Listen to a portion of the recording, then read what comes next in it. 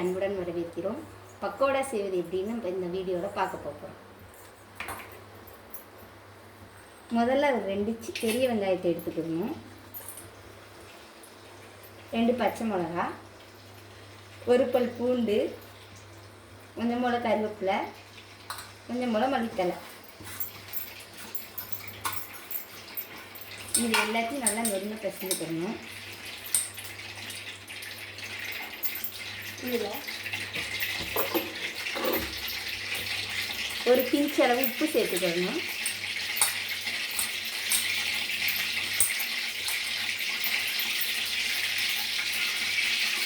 ஒரு பிஞ்ச் அளவு பெருங்காயத்தூள்,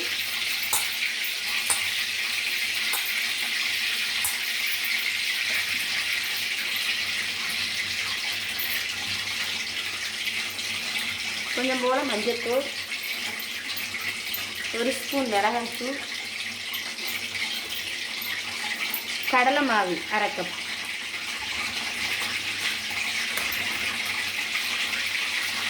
இது எல்லாத்தையும் நல்லா பிசைஞ்சு விட்டுக்கிறணும். இதில் தண்ணி கொஞ்சம் கொஞ்சமாக தான் ஆட் பண்ணணும். ஏன்னா வெங்காயத்திலே நிறைய தண்ணி இருக்கிறதுனால நம்ம தண்ணி நிறைய சேர்த்துடக்கூடாது.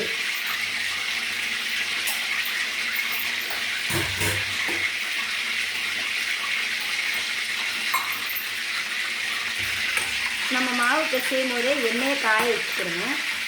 அப்போ தான் எண்ணெய் செய்ய முடியும். நிறைய டைம் இருக்காது.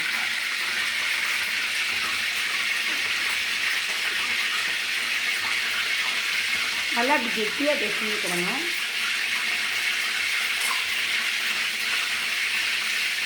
உப்பு நம்மளுக்கு தேவையான அளவு போட்டுக்கிறோம்.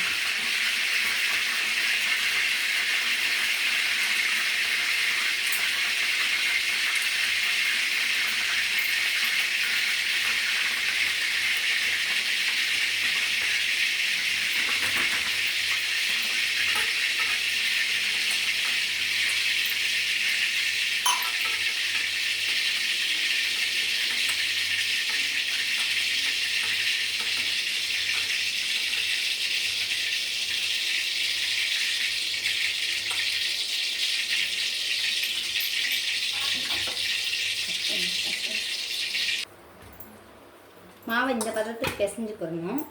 நிறைய தண்ணி சேர்த்துடக்கூடாது. பிசைஞ்சிட்டு எண்ணெய் காஞ்சிடுச்சான்னு பார்த்துக்கணும். பார்த்துட்டு மாவு இப்படி உதிரி உதிரியாக போட்டு விட்டோன்னா அடுப்பு சிம்மில் வச்சுக்கோங்க, இல்லாட்டி கருகிரும்.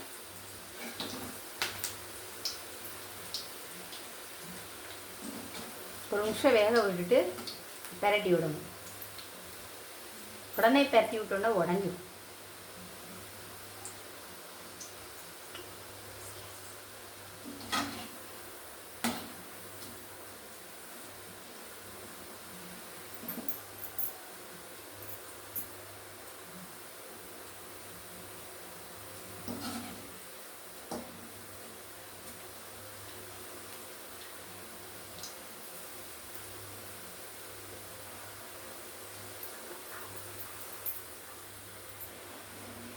நல்லா செவந்து வந்தோடனே இந்த மாதிரி பதத்தில் வந்தோடனே நம்ம எல்லா பக்கோடையுமே அள்ளிடலாம்.